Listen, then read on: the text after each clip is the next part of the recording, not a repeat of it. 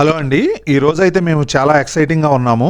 ఎందుకంటే 2-3 డేస్ నుంచి వెదర్ రిపోర్ట్లో చూపిస్తుంది ఈరోజు చాలా ఎక్కువ స్నో పడుతుందని. అనుకున్నట్టుగానే బాగా పడింది. బ్యాక్ యార్డ్ అంతా మంచుతో కప్పేసింది.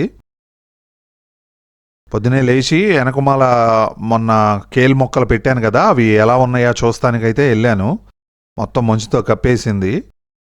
చూడాలి 2-3 రోజుల్లో అవి బతికినాయా లేదా అని చెప్పి. చిన్న చిన్న మొక్కలైతే మాత్రం చాలా కష్టం ఈ మంచుకి బతకటం. చాలా మందాన పేరుకుపోయింది స్నో. కొద్దిగా మెల్ట్ అయిందంతా వాటర్ అంతా ఇక్కడ స్టాగ్నెంట్ అయినాయి.